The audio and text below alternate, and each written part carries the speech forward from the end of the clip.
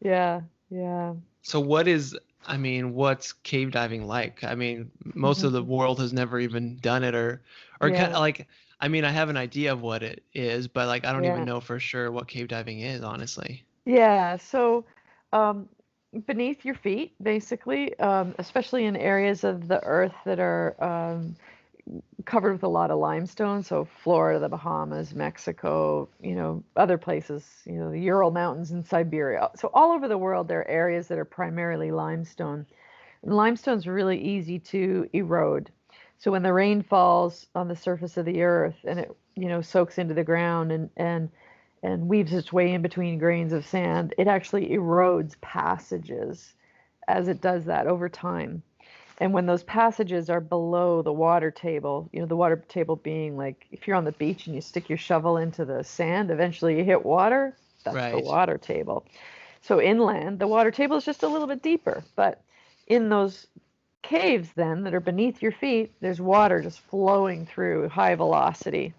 Sometimes in really small spaces, too small for me to swim through. Sometimes in spaces like, crawling under the chair of your kitchen table, and sometimes in spaces that are like big enough to put an entire aircraft hangar inside of. Wow. So, yeah. So beneath your feet in these underwater, water-filled tunnels, I'm swimming in what I call the veins of Mother Earth. So I'm swimming inside the sustenance of the planet, this very same water that you might draw up out of the ground in a well for drinking water. Yeah. Whoa, that is cool. Yeah, yeah. And some people say it's the world's most dangerous sport or activity because Uh-huh. a lot of people have died diving in underwater caves. But for me, with the right equipment and training and practice, it's just been an incredible opportunity to go places no one's ever been before. Yeah, for real. Yeah. So I guess what makes it so dangerous?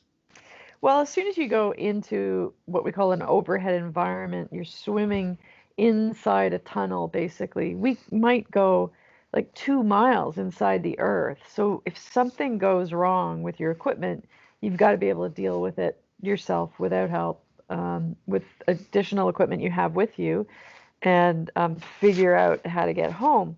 But there's also environmental things that can go wrong, like it's easy to disturb the visibility and suddenly you can't see.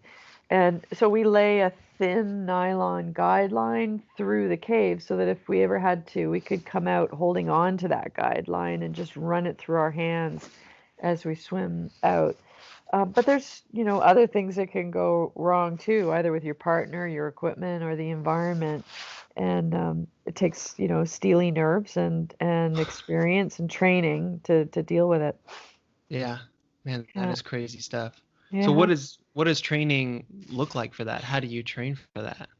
Well, a lot of people who do traditional scuba diving, we call that recreational scuba diving.